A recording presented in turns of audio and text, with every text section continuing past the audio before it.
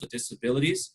I remember having a conversation with my dad and saying, hey, I think I'm interested in being a teacher, working in special ed.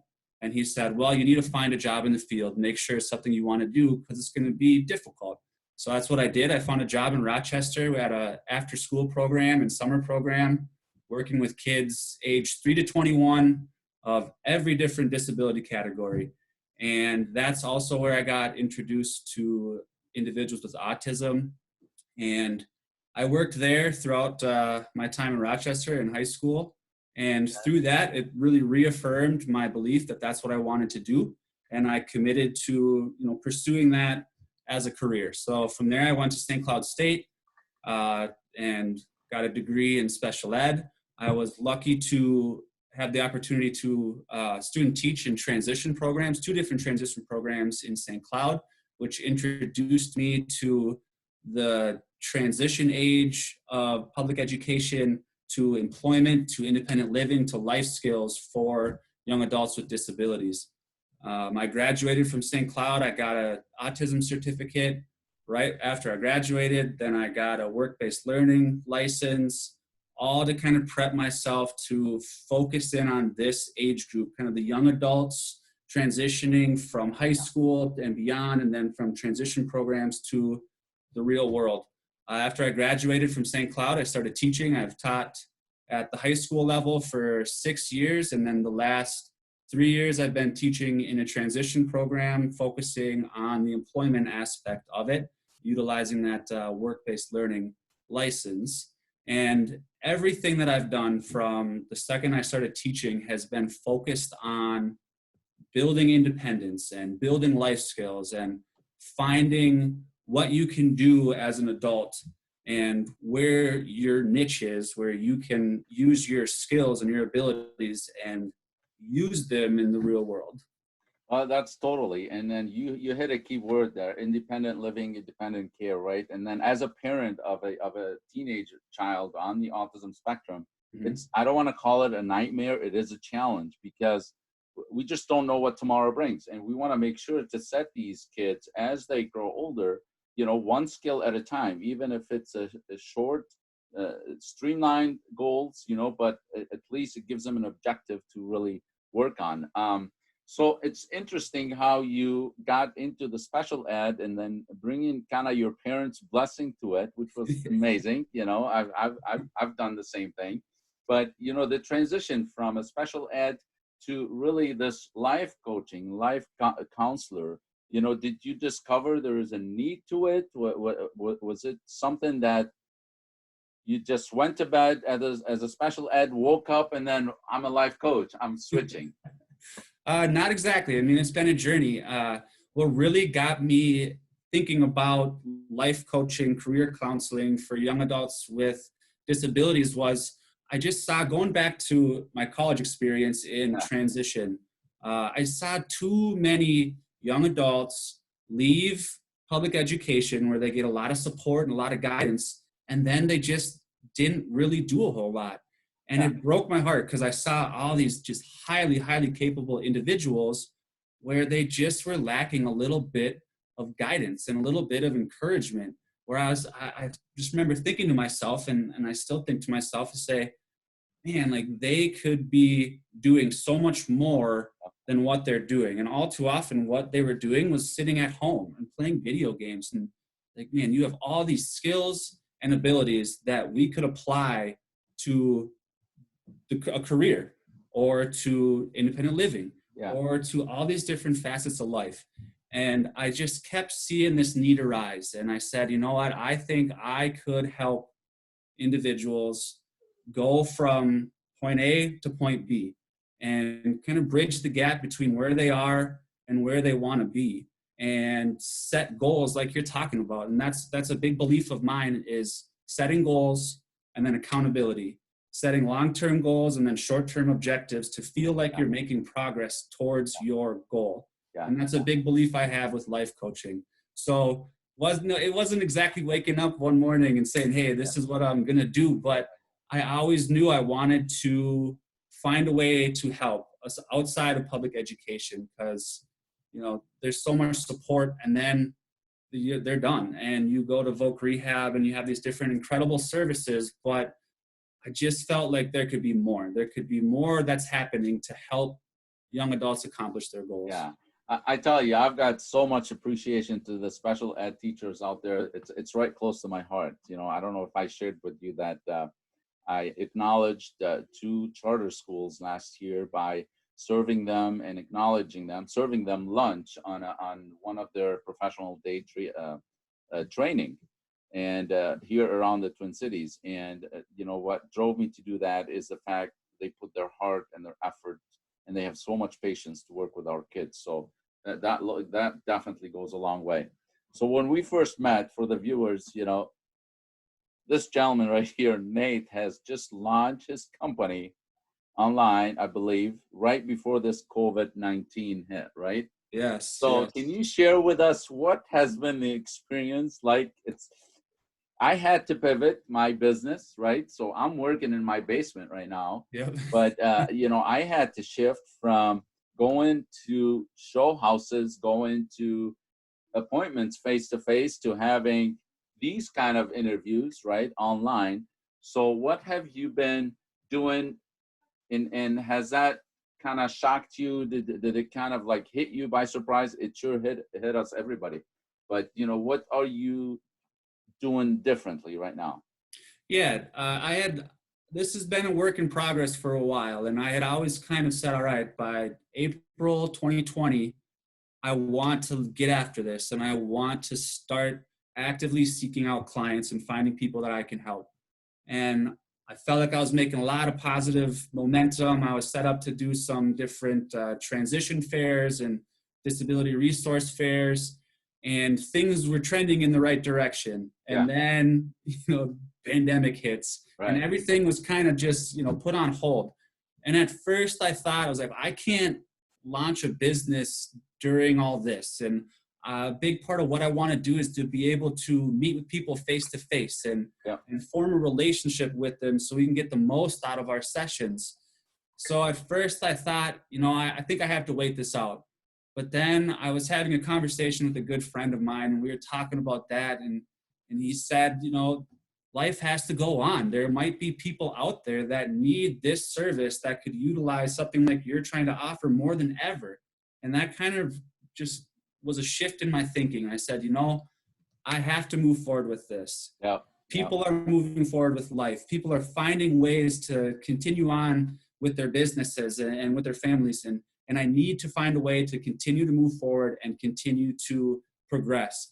And that's what I decided to do. So I launched my business. I set up a Facebook page, then trying to reach out to as many people as I can, and just kind of pivoted a little bit. And I found out, positive through this is I can do all of this stuff I want to do remotely, like how you and I are talking. I'd Yeah. rather be talking to you in person, face to face, but this works, and we can still make a lot of progress, and we can still work towards what we're trying to achieve just remotely.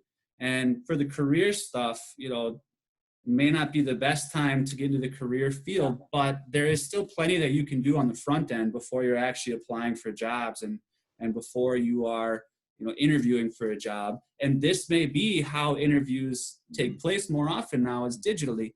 So it was just a shift in thinking of, this is how I expected it to go, but life happens, Yep. never as you expected. So how Totally. do I make the most of it, and how do I continue to move forward with towards I'm my goals? I am so grateful you reached out, and then you know, because you went to the group, to the autism spectrum disorder, parent to parent, and I'm like, and then I kind of clicked on your name, and then I did a little reverse Yeah. engineering and looked you up, and I'm like, why is, oh my goodness, he's got to be launching something new right here. And that's when I really reached out. So no, I appreciate it. Great insight. I think there's a reason for everything, Nate, and I'm a strong believer of that. So, Absolutely. if we were to give just the viewers, and you know, those viewers that are going to be watching at a later time, maybe a few nuggets or takeaways of, you know, what would they expect to, you know, if they contact you, what would they expect to really, maybe not ask, but what would they expect to get? You know, if you were to kind of maybe pick the top three, because I know we could talk about this subject for a long time, and I don't want to, take too much time out of your schedule. So, Yeah, absolutely. So the biggest things to expect is, we start off the coaching relationship with just kind of an intake process of getting to know me and me getting to know the client. I believe in a person-centered approach, so I want to get to know the individual, before we kind of dive into it. So the first thing is just learning a little bit about each other, okay, and then the next step would be to identify goals. What are your long-term goals that you're hoping to accomplish? I love that. And that can happen through talking with the client and the client's families as well. Just to get an idea as to what is it you want to accomplish. Is it career-based, independent living-based, Yeah, social skills, soft skills, whatever it is, what are you hoping to accomplish in the next year, 2, 3 years? And then that establishes long-term goals. And then what I do is I take those long-term goals and I put them into a document called the My Path Action Plan, where it clearly states the long-term goals, and then we come up with various short-term objectives that help you reach those goals. And my whole idea is I want a client and I want the families of clients to feel progress, to feel positive momentum, to feel that we're working towards those goals. So often you have a goal and then you might write it down and then it just kind of fizzles away and you don't think right. about it and it just seems too big. So the creation of an action plan is just very detailed, it's concrete, and it's one step at a time. And then one step builds on another, which builds on another, and then it leads you to those long-term goals. From there, we just start working together and we can set up weekly meetings, as many meetings as needed in order to feel the progress, to feel the positive momentum. And we just start working towards those goals. I do put everything on a Google Drive. So a Okay. client will have their own Google Drive. And then I create these documents, I share them with them. They can see it, I can see it. We can actually be working on it at the exact same time. So I can see the progress that they're making in real time. I can comment on it.